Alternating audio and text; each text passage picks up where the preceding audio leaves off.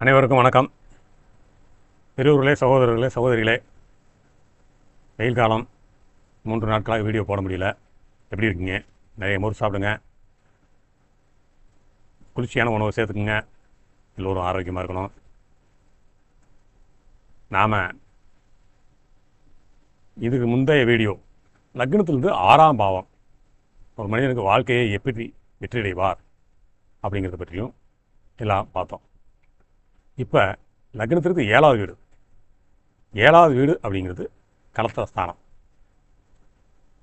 நமது அன்பு astrology channel வழங்கும் அன்பே யோகம் நிகழ்ச்சிகள் உங்களை அனைவரும் வரவேற்கின்றேன். இப்போ ஜோதிடத்தில் கலத்திரஸ்தானம் அப்படின்னா கணவன் அல்லது மனைவி அப்படின்னு சொல்லுவோம். பெண்ணுக்கு கலத்திரஸ்தானம் காரகன்னா யார்? செவ்வாய்.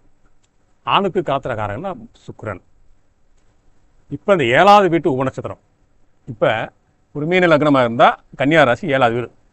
அந்த 7வது வீட்டில் இருக்கிற இந்த 3 நட்சத்திரங்கள் தான் உங்களுக்கு இதை நிர்ணயிக்குது. அந்த 3 நட்சத்திரமும் நிர்ணயிக்குமான்னு கேட்டால் ஒவ்வொரு நட்சத்திரமும் 50 நிமிடம் வரைக்கும் இருக்கும். அதனால் நீங்கள் எந்த நேரத்தில் பிறந்தீங்களோ அந்த நேரத்தில் இருக்க உப நட்சத்திரங்கள் இதுவே உங்களுக்கு லக்ன புள்ளி மாதிரி 7வது வீட்டின் ஆரம்ப புள்ளி. அதுவே உங்கள் வாழ்க்கை துணையை நிர்ணயிக்கக்கூடிய முக்கியமான இடம். அந்த இடம் உங்களுக்கு அந்த உபநட்சத்திரம் நீங்கள் பிறக்கும்போது சிறப்பாக இருந்துச்சுன்னா வேறு லெவலில் போயிடுவீங்க. இப்போ நம்ம அந்த உபநட்சத்திரம் எந்த கிரகமாக இருந்தால் எப்படி இருக்குன்னு பார்ப்போம். இப்போ இந்த 7ஆம் இடம்ங்கிறது நம்ம செய்யக்கூடிய தொழிலில் பார்ட்னருக்காகல அவங்களையும் குறிக்கும். நம்ம அன்றாட சந்திக்கக்கூடிய நண்பர்கள், வியாபார வாடிக்கையாளர்கள் எல்லாமே 7ஆம் இடம் தான். ஆக இந்த பெரியவர்களாக நிச்சயிக்கப்பட்டு செய்யக்கூடிய திருமணம்ங்கிறது 7வது வீடு தான். மக்கள் மத்தியில் உங்களுக்கு செல்வாக்கு எப்படி இருக்குன்னு சொல்கிறதும் 7வது வீடு தான். உங்களை சந்திக்க வரவங்க எப்படி இருப்பாங்கிறது 7வது வீடு. 2வது குழந்தைங்கிறது 7வது வீடு. அப்போ இந்த 7வது வீடு ரொம்ப முக்கியமான வீடு. அந்த வீட்டில் இருக்கிற உபநட்சத்திரம் நம்மளுக்கு இப்போ கேது, சுக்கிரன், சூரியன் இருந்தால் எப்படி இருக்குன்னு பார்ப்போம்.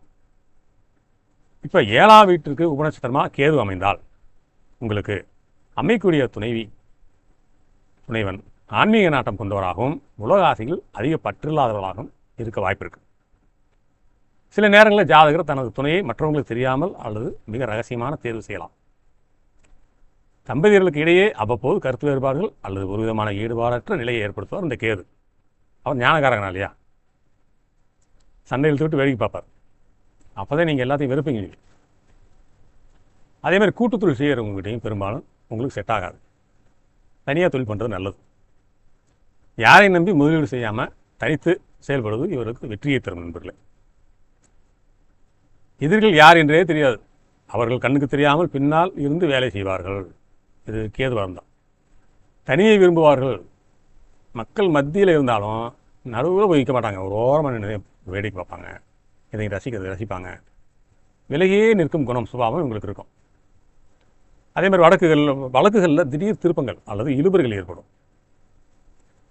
உங்கள் மனைவி அல்லது கணவர் அவங்க மனசில் என்ன இருக்குன்னு உங்களால் கண்டுபிடிக்கவே முடியாது. உங்கள் பார்ட்னர்கள் கொஞ்சம் நிறைந்தவர்களாக இருப்பாங்க. கவனமாக இருக்கணும். நீங்கள் பெரிய முடிவுகள் எடுக்கும்போது 2 தடவை யோசிக்கணும். அதாவது உடல் ரீதியான ரகசிய பலவீனங்கள் அல்லது அதீத உணர்ச்சிகளால் ஏற்படக்கூடிய பாதிப்புகள் வர வாய்ப்பு இருக்குது. உங்கள்கிட்ட பழகிறவங்க ரொம்ப பவ்யமாக மரியாதையாக பேசுவாங்க. அதுக்கு பின்னாடி ஏதோ ஒரு நோக்கம் இருக்குன்னு நீங்கள் புரிஞ்சுக்கணும். நீங்கள் புரிஞ்சுக்கிறீங்க. ஏன்னா கேதுவா இல்லையா? அந்த ஞானம் உங்களுக்கு இருக்கும். இப்போ நம்ம சுக்கிரனை பற்றி பார்ப்போம்.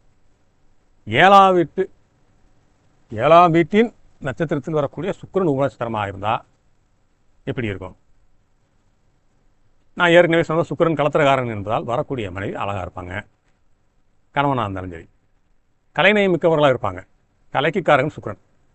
மக்கள் மத்தியில் செல்வாக்கும் மதிப்பும் கிடைக்கும். பெரும்பாலும் காதல் திருமணம் அல்லது மனசுக்கு மிக பிடித்தமான துணை அமையும். தம்பதிகளுக்கு இடையே நல்ல புரிதலும் அன்பும் மிக சிறப்பாக இருக்கும். உங்கள் கூட்டு தொழிலில் பார்ட்னர்களுடன் நல்ல புரிதல், மகிழ்ச்சியும் லாபமும் கிடைக்கும். பெண்கள் சார்ந்த பொருள்கள், அழகு சாதன பொருள்கள், கலை மற்றும் பொழுதுபோக்கு சார்ந்த தொழில்கள், பெண் வாடிக்கையாளர்கள் அதிகமாக வரும். உங்களுக்கு மக்கள் மத்தியில் செல்வாக்கு மதிப்பும் எப்போதும் மகிழ்ச்சியான மனிதர்களுடன் வாய்ப்பு கிடைக்கும் உங்களுக்கு. அதே மாதிரி இசை, நடனம், நாடகம் அல்லது ஓவியம் போன்ற கலைகளில் ஈடுபாடு கொண்டவர்களாகவும் இருப்பாங்க.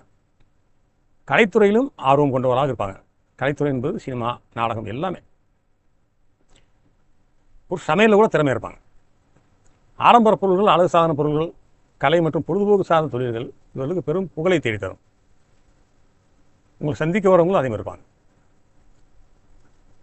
இப்படி சுக்கிரன்னா அந்த சுக்கிரனுடைய நட்சத்திரம் நம்மளுக்கு உபநட்சத்திரம் அமையும் போது, இந்த 7ஆம் வீட்டிற்கு அமையும் போது நமக்கு இந்த கொடிப்பினைலாம் இருக்குது. அந்த சுக்கிரன் எந்த நட்சத்திரத்தில் இருக்காரு அப்படிங்கிறது பிறக்கும்போது ஒரு கொடிப்பினை இருக்கும், விதி இருக்கும். அதன் பிரகாரமே நமக்கு மனைவி அமையும், கணவன் அமைவாங்க. அதை பார்த்து கரெக்டாக சொல்லக்கூடிய இடம் அந்த 7ஆவது வீடு. இந்த 7ஆவது வீடுங்கிறது ஒரு ஊர் மாதிரி. அந்த வீட்டுக்குள்ளே இருக்க நட்சத்திரங்கிறது அந்த வார்டு நம்பர் மாதிரி. அந்த நட்சத்திரத்தில் இருக்க உபநட்சத்திரங்கிறது டோர் நம்பர் மாதிரி. டோர் நம்பர் தெரிஞ்சால் தானே நான் உங்களை வந்து பார்க்க முடியும். நீங்கள் ஊர் பேரை சொல்லிட்டு நீங்கள் போயிட்டீங்கன்னா உங்களை நாங்கள் பார்க்க முடியாது. அதை தெரிஞ்சுக்குங்க. அதைத்தான் உபநட்சத்திரம் சொல்கிறேன். உபநட்சத்திரம் என்றால் என்னன்னு ஒருத்தர் கேள்வி கேட்டார் கமெண்ட்டில். அதை அடுத்து நான் உங்களுக்கு வீடியோவாக போடுறேன்.